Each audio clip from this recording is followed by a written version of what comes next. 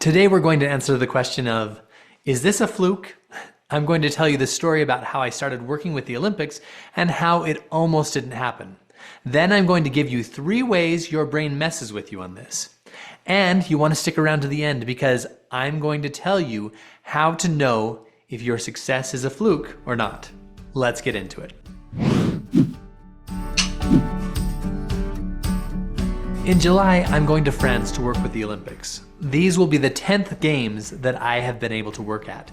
And if you do the math, the Olympics happens every 2 years, winter and summer games, and these will be my 10th games, which means 10 times 2 equals 20. I will have participated with the Olympics for the last 20 years. And I've had some amazing experiences as I've worked with them. The best of the best every single time. When people ask me how I started working with the Olympics, I used to always tell them this story.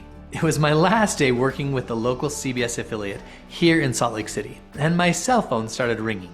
Now, this was the early 2000s. The only way someone would have access to call me on my cell phone number was if I or a family member gave that number to them. Anyone who knew me knew I would be getting ready for the newscast. They wouldn't call if it wasn't important.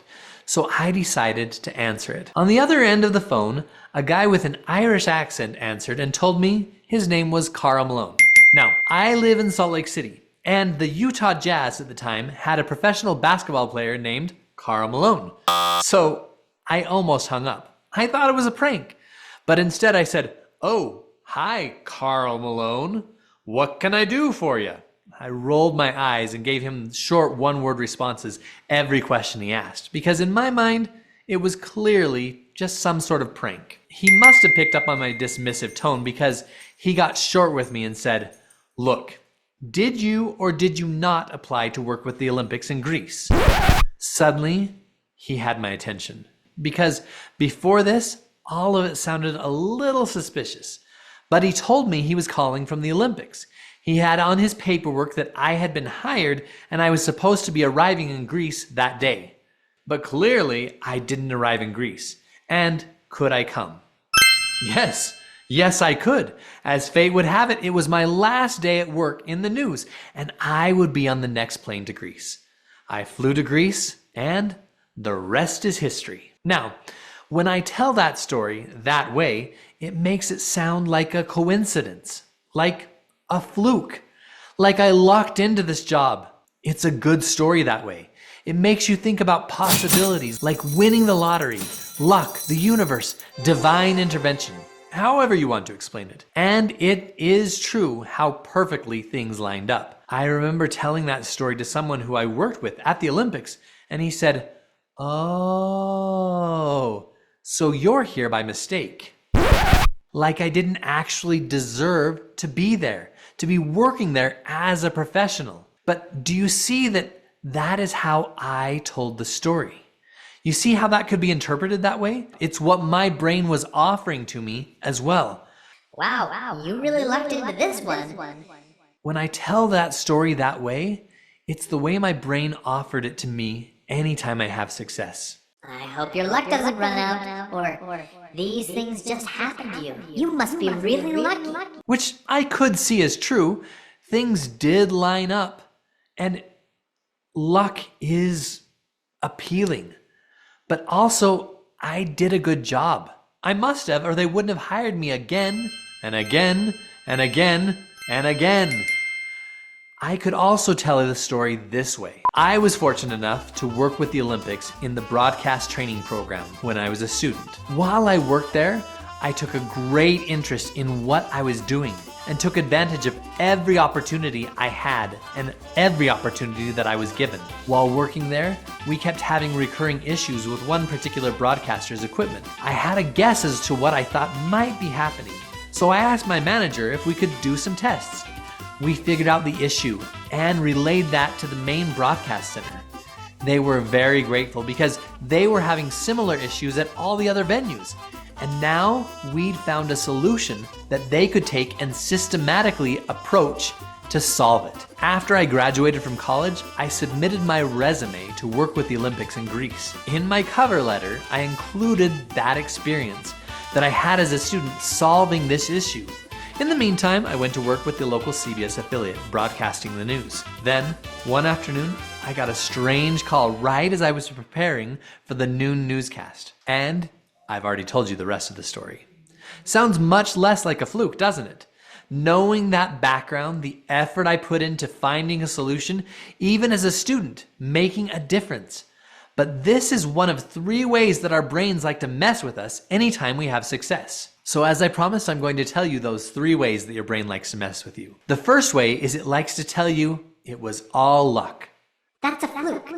Well, it worked this time, but maybe not next time. I made X amount of dollars this year, but that was probably just luck.